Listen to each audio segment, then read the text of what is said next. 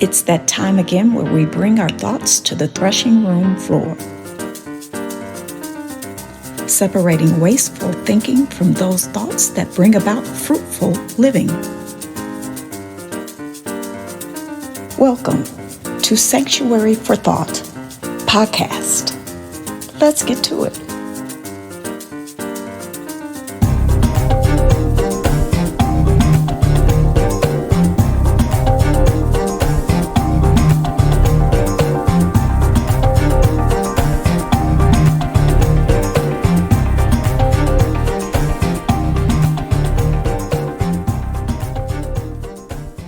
Welcome to the first episode of the Sanctuary for Thought podcast. I am your co-host, Arnold Glass. I am the husband of 27 years, will be 27 years come this August 31st. I've known this woman for decades. And like I always said, and I told her, and I'm telling you guys out there in the audience, in order for you to be a life coach, I believe that you should live life. And I can honestly say this woman here lived life. She had many career changes.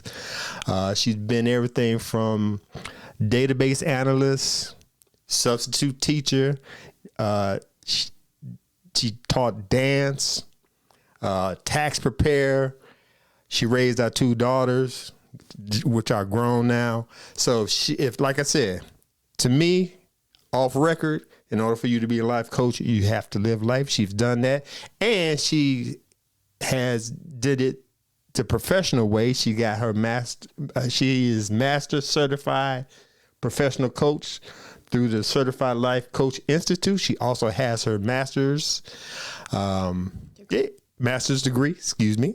And I think that's pretty much cover it. So let me introduce that woman, the host, the woman that's going to be speaking life into us, Cassonia Glass. What's up, baby? Hey, sweetheart. Thank you so much. That was such a lovely intro.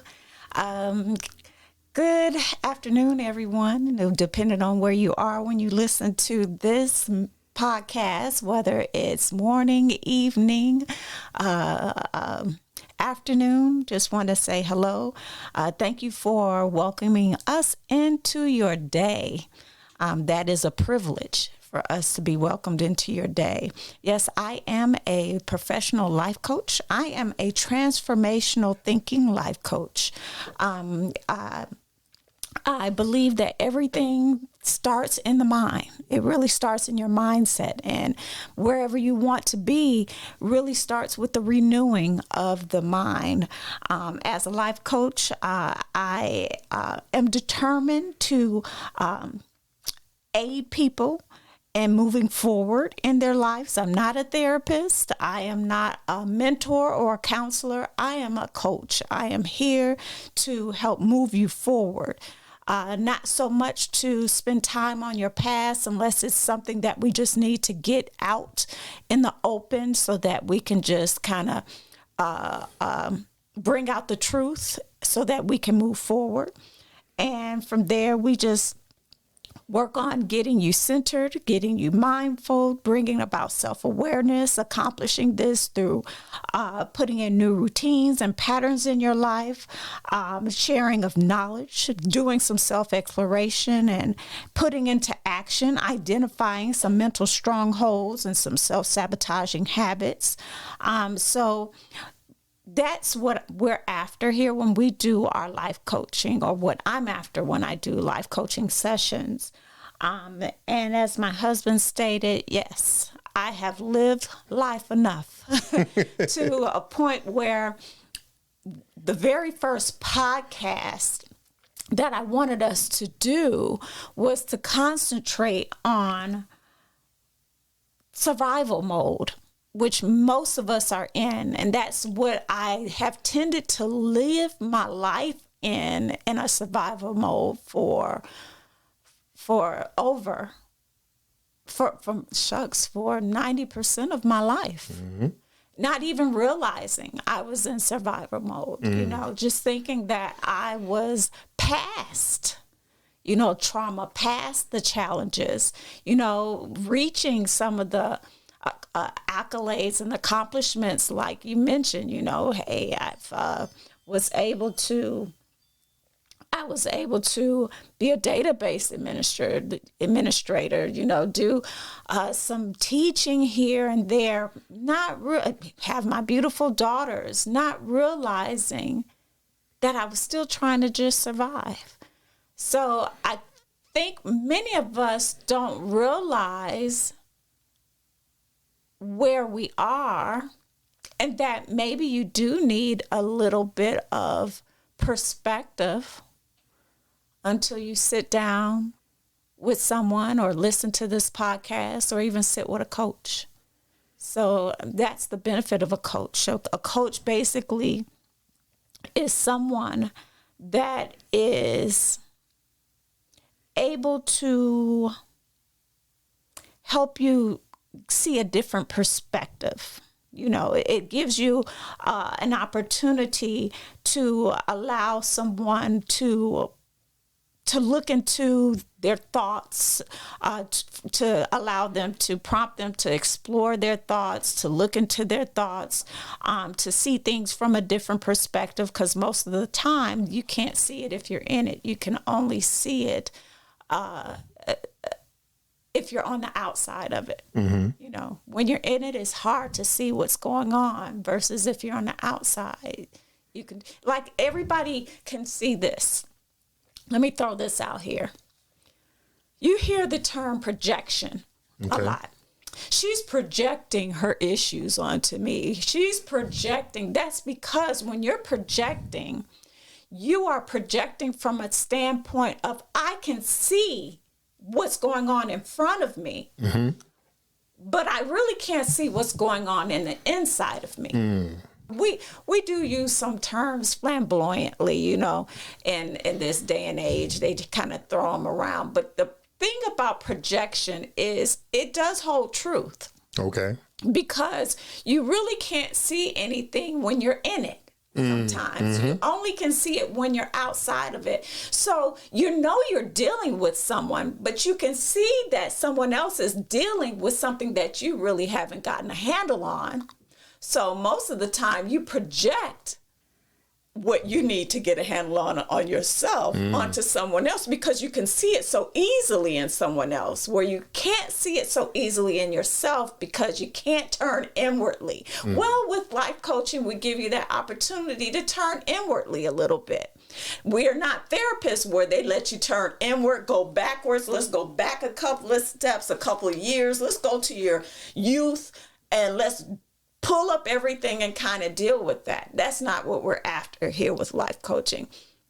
We want you to look inward so we can move forward momentum, and to where you want to be. Now, does therapy come into play sometimes? Yes, it does. It has its place in healing. And if I do see that someone needs therapy, I will advise on therapy. However, most people can just move on with life coaching and deal with some things on their own. And, if they feel like they need that therapy, they can do that as an added piece. Most of the time we do work in conjunction with therapists. Okay. I've done that a lot. However, just kind of give people an idea of where I am with coaching. Okay. I know that was long, but. No, perfect. Question. I have a question. That's what I'm here for, to interject the question that you guys out there might want to ask. Okay. How can you get a person to get help? What would be the ideal way? You see, how can you help that person help themselves? Good question. Well, that kind of goes where we're going here. Is they have to identify themselves in some of the things that they're hearing and what they're sharing and being and what's being told to them. And it has to be done in a compassionate way. It has to be done to a point where, that's why we have the podcast. It's kind of like, hey, I hear that. I'm dealing with that. I'm going through that. I've had clients that were skeptical about coaching because they have never done life coaching before. So they were skeptical about it because either, number one, they didn't feel it was Christian, or number two, it's too much like therapy, and or number three, why can't I do it myself? Exactly. Or number four, it shows weakness. Yeah. Or it's a show of weakness. I don't know really where this would benefit me. So most of the time, that's why I, have some of my clients. I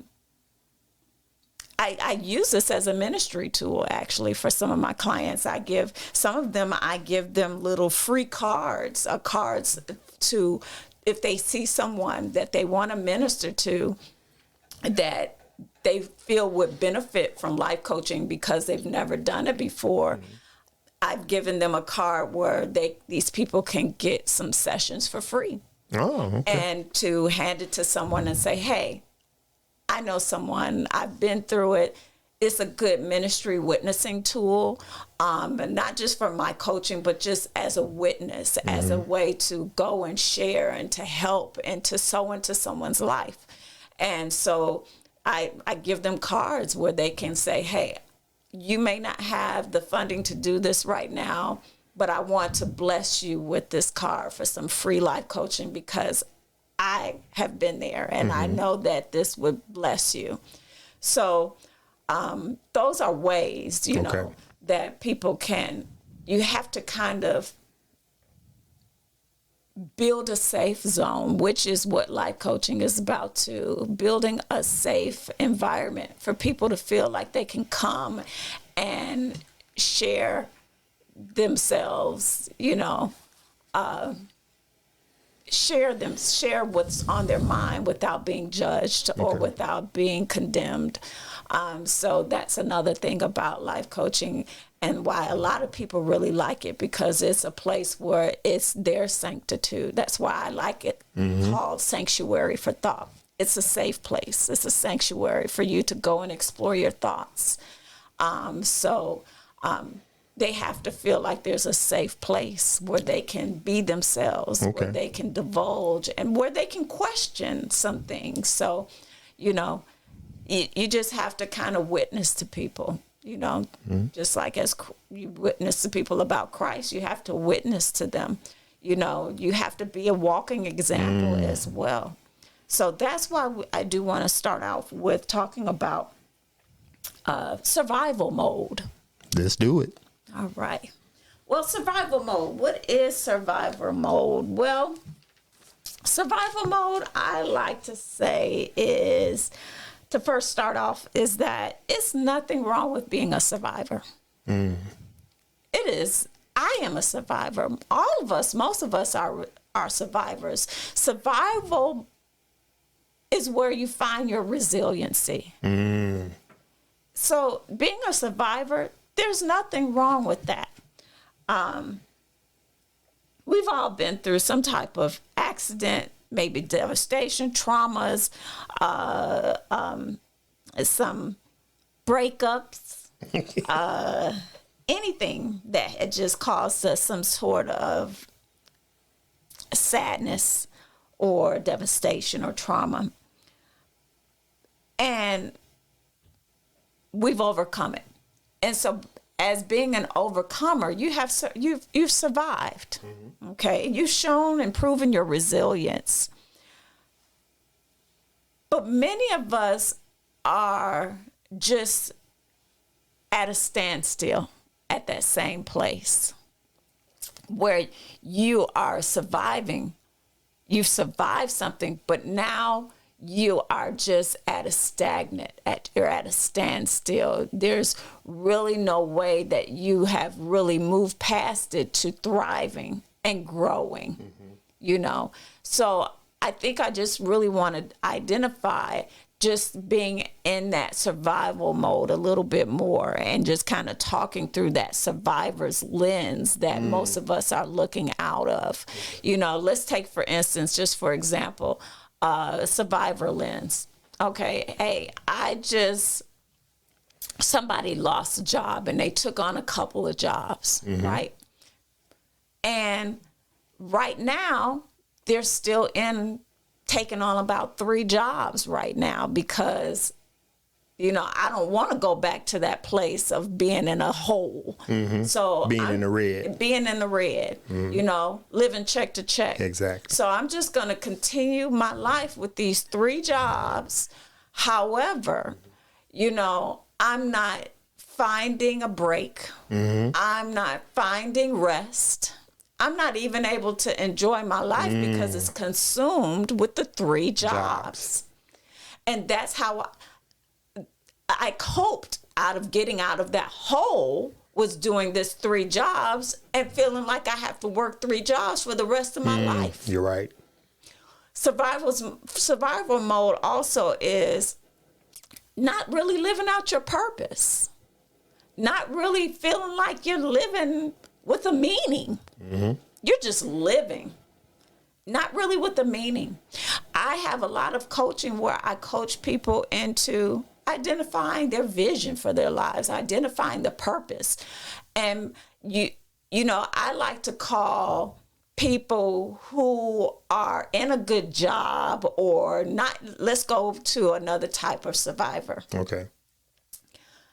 I like to also point out what I call functioning survivors. Okay. Okay, we have functioning alcoholics. True. We have, you know, people that can go on a drinking binge and they'll get up the very next morning and go to work. Function to the highest. You know what I'm saying? Yes. But our functioning alcoholics, I feel like we have functioning survivors. And these functioning survivors can be identified as people who have good jobs. They're not really struggling, you know, with any bills or anything or any addictions or anything like that. But they're not getting the most out of their life. They're not feeling like they're in a place where they're growing, that they're enjoying life. But you would never tell it because, hey, you got a good job, you got a good this, you got it. And maybe they can't even see it. Okay.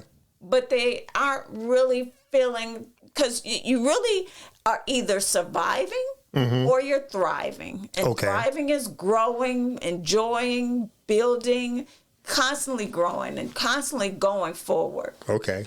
But survival is just really just sitting here treading water. So that first example that you gave, so like you said, person has a good job, 9-to-5 job, gets his good rest. So we say he worked 10 hours a day, sleep 8 hours, that's 18 hours. So you still got another 6 hours of nothing. Basically what you're saying, he's just living to work. Yeah. He goes, gets up to work, gets off work, get his sleep, wake up. Like I said, you got 6 hours. So you could spend 6 hours sitting in front of TV, 6 hours at a bar drinking, 6 hours doing nothing. 6 hours on social media. Exactly. So that's what you basically saying. You're just surviving. In that example, that's your example of surviving. Nothing really wrong with that person. I call that a functioning survivor. There you go. Thank you for correcting me. It's not the fact that anything's wrong, but you're going through this loop. Good. Loop and not going anywhere, not trying to do anything, not trying to do anything positive, not trying to be a blessing to anybody. You just going through the loop day by day, doing nothing different. There you go. Okay. I liked that. Thank you. I like that. That was good, hon. That was really good. Okay. And so we have to actually identify, am I feeling that's, I like that. Do I feel like I'm giving something to this life? Mm-hmm. Do I feel like I am getting anything from this life?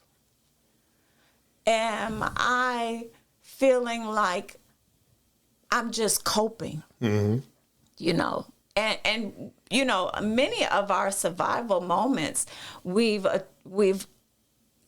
you can attribute to us just I got coping you. mechanisms. Right. Whereas just how to cope with life, you know, social media, just coping with life, you know, just kind of, you know, it's not building any cells in your brain. It's really killing them all. True. But you just have built these different coping mechanisms from your survival. You know, I used to go in and out of depression. Still had these great jobs, had a great family, husband, but I would be in and out of depression. What triggered that you might think? Well, no, what one of the triggers was trying to live up to a certain expectation, to try to be try to be a people pleaser, to try to prove that I'm able.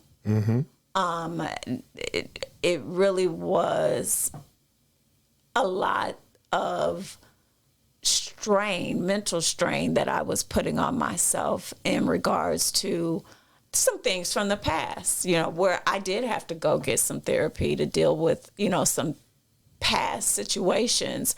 However, you know, those were things that made me realize, hey, I have survived something, but now I saw that as the mode of how to function throughout my life. So let me explain that a little bit more. What I used to survive a situation was really not meant for me to use to live out the rest of my life that way. What I used to prove to myself that, hey, I can do this. I can do this. Let me just put the extra oomph into making some efforts, getting my education, blah, blah, blah, here and there, whatever you want to you know, add in there. But then from there, I thought that I had to continue to do that. Once I did prove to myself that I was resilient and able and well able, then I start thinking that, okay, maybe I need to prove to them as well. Maybe everybody else is not seeing this, you know. Maybe this is how I'm supposed to, you know, be putting on this, you know, this air or facade or this front, or this is the, you know, this way of living or this type of lifestyle shows that I am well, that I am better than everybody thinks that I am, or I'm not weak. I'm stronger than you think. So, you know, I think those triggers of trying to, once I proved it to myself, I think it wasn't enough. I want to prove to maybe my parents and my family and my friends, you know. And after doing that, I was putting the pressure on myself of, I have to go about life proving to others that I'm well able and capable.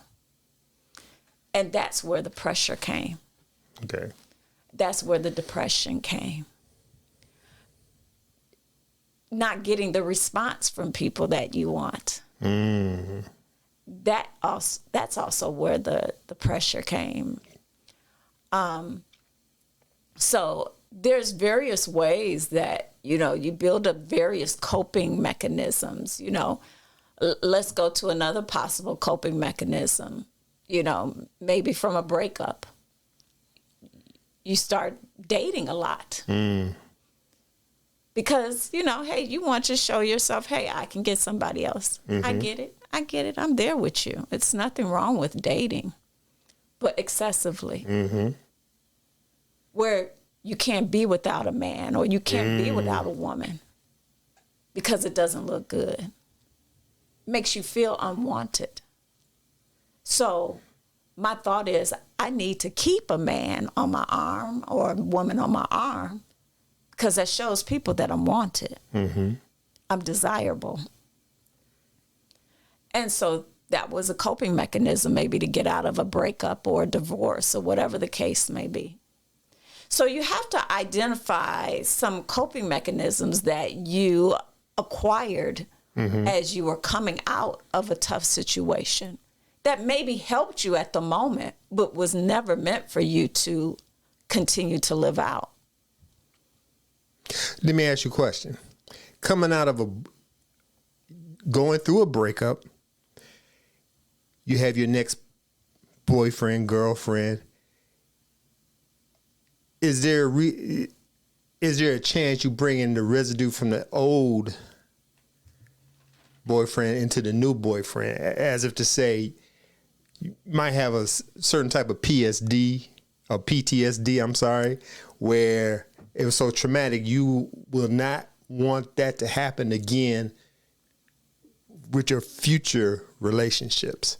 Whereas, I guess what I'm saying is, could you bring some baggage from the other relationship?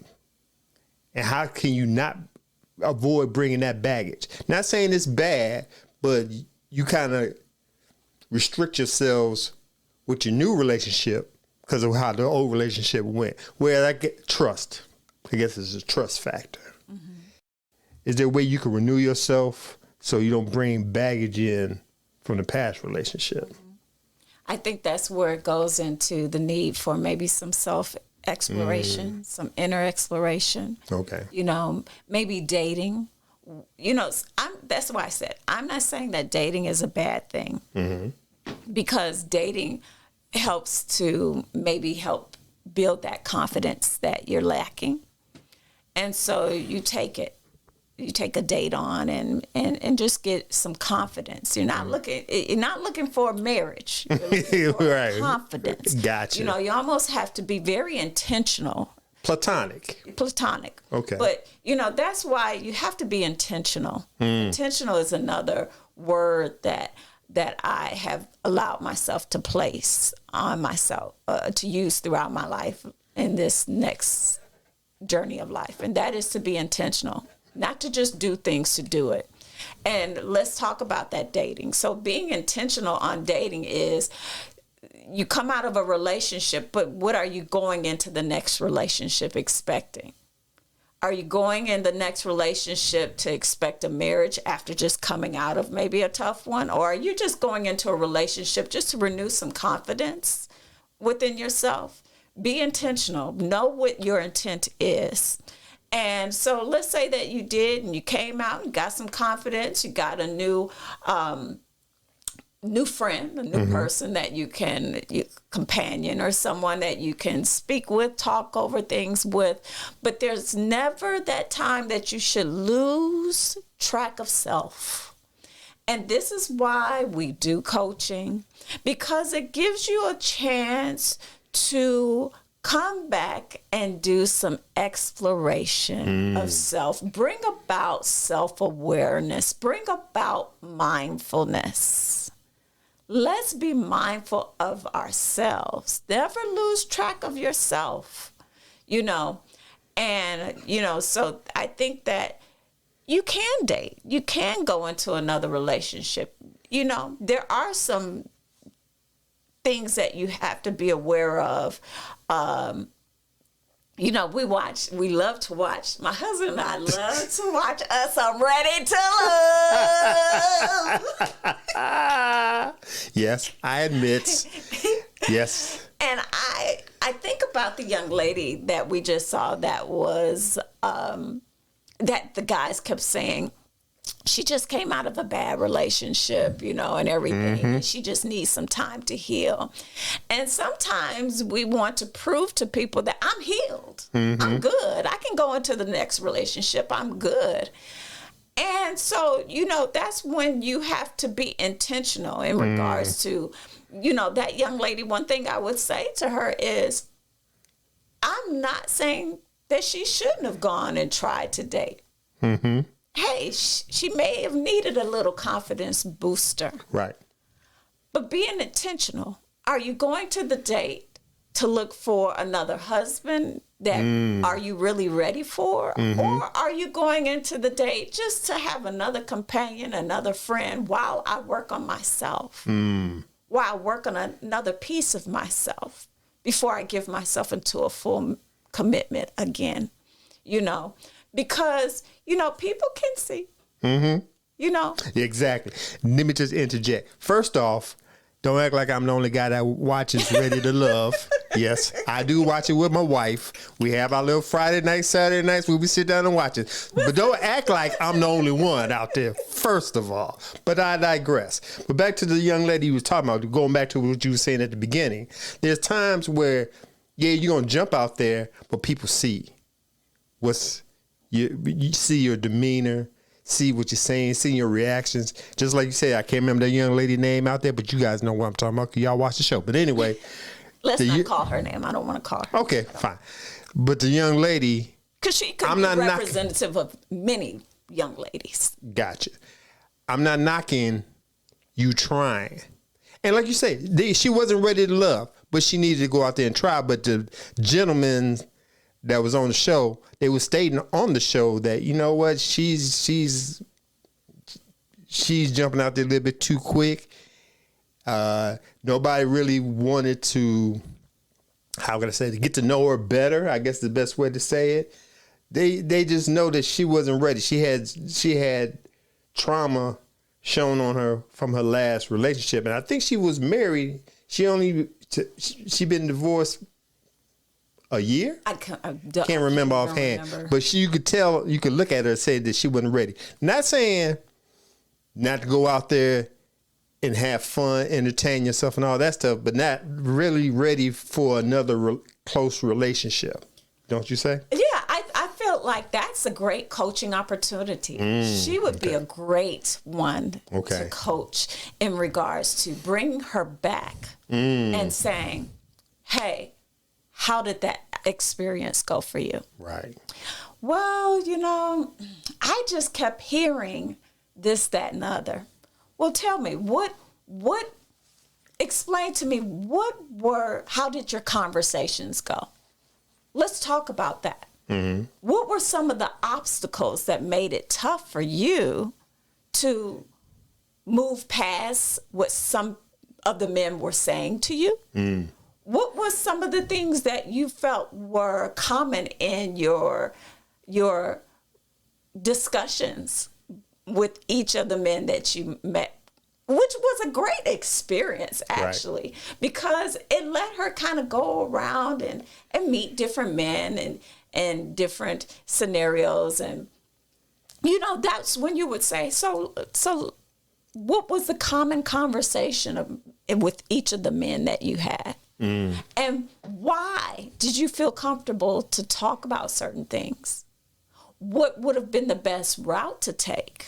So those are coaching opportunities, and I think women that are going through that are great to coach through those dating scenarios where they're feeling like, okay, I'm getting looped here. I keep going to the same guy, and the same guys that I don't like are I keep attracting, but the guys that I really am liking, I'm not getting any responses from. And so what you have to ask yourself is, like you stated, what kind of baggage are you bringing, or what are you bringing? What kind of conversation are you bringing? What is it that you think that is going out as an SOS or as a light to these men to say, come and talk to me, versus as to these men, hold off? So that's a whole nother, coaching and a whole nother podcast episode. But going back to coping mechanisms.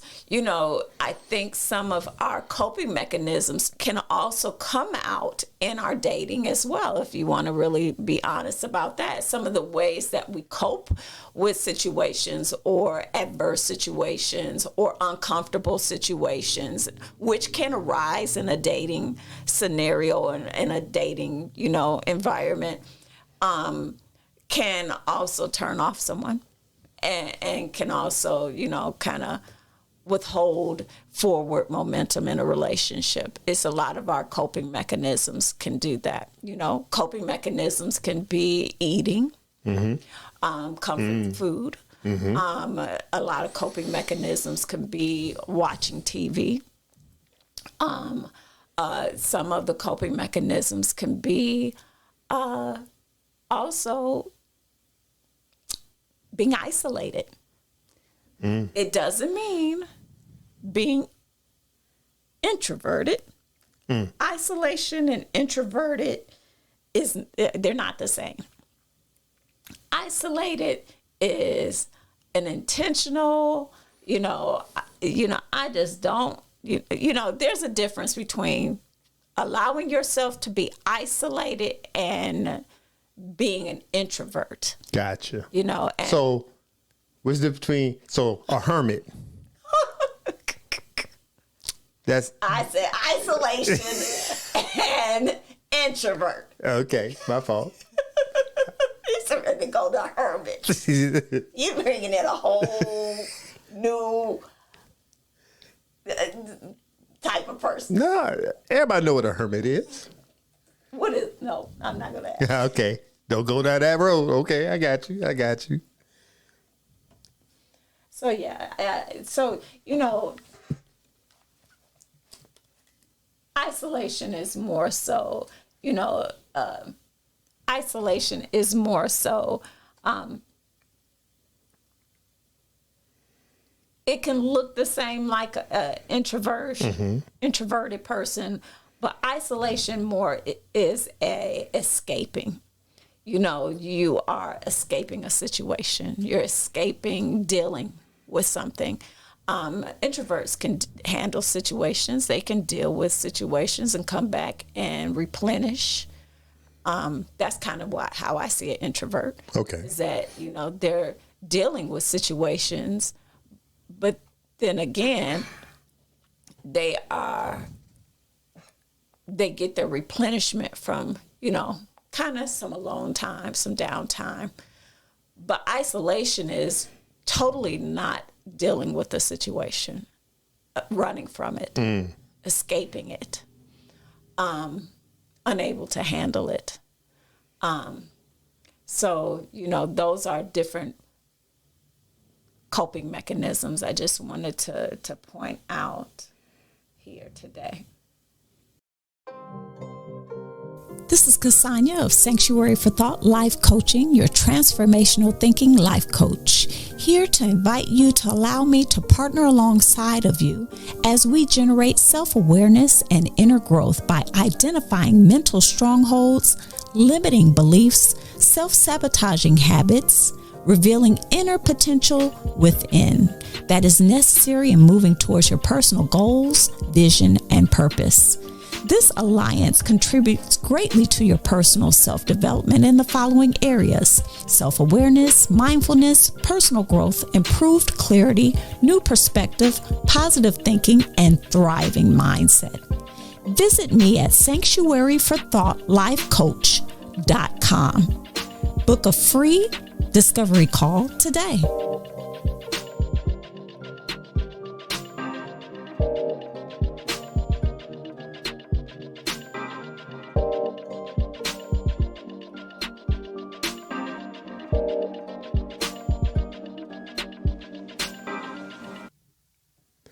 We are back from commercial break, and in conclusion of this episode, we are going to give you the takeaways of this episode. Let's go. All right, takeaways. I love to end my coaching sessions with my clients with takeaways and give them time to write down or express or share any particular takeaways. Well, These are my takeaways I get a chance to share here on the mic. And from this episode of talking about survival mode. And I'd like to also preface it as a functioning survivor. So some takeaways I do want us to have is be aware of the lens that you're looking out at life through. How do you see your life? How are you viewing life? Through what lens? Also, that I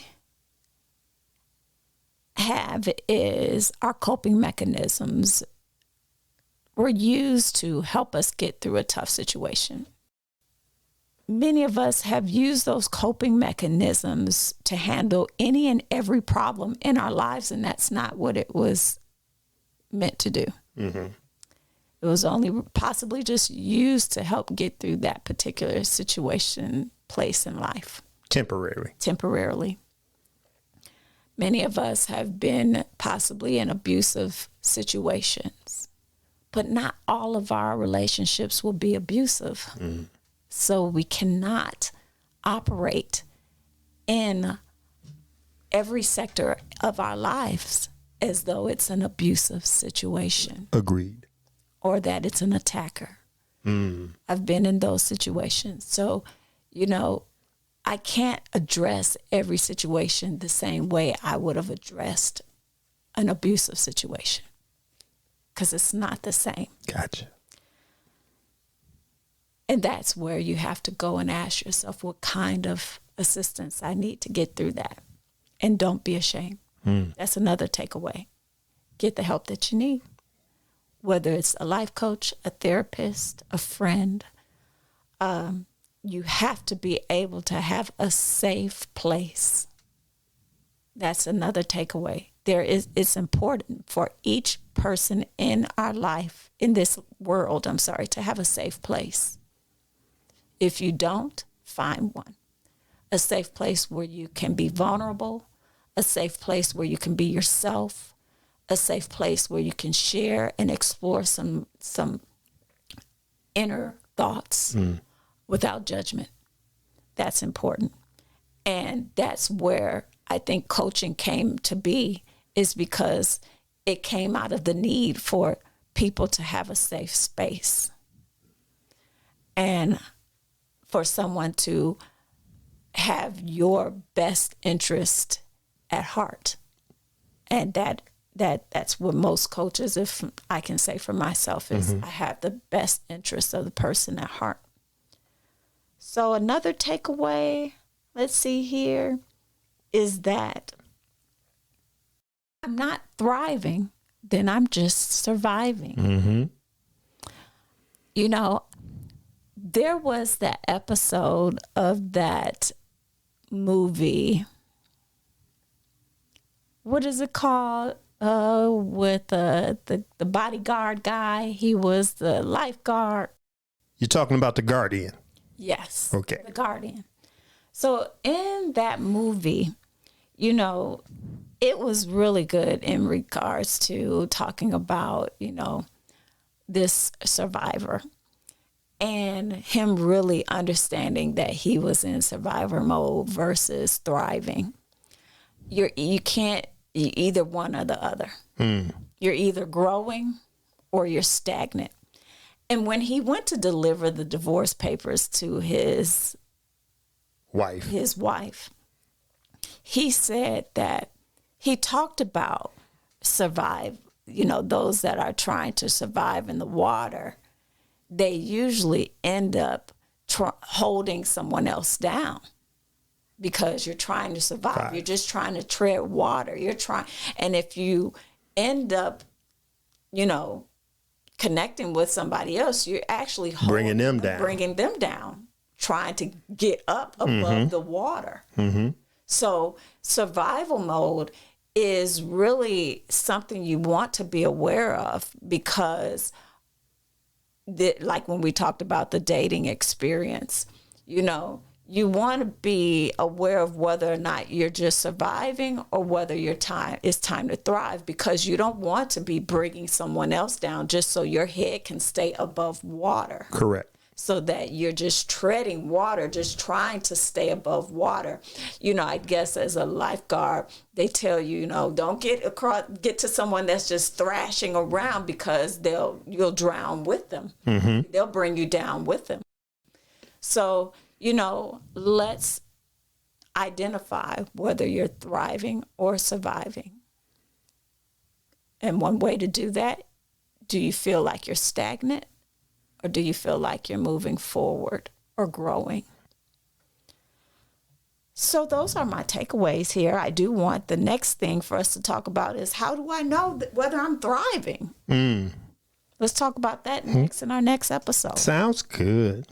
Thank you for your time today, hon. You're welcome. welcome. You so much. You done a great job on your first episode. You've been dropping gems.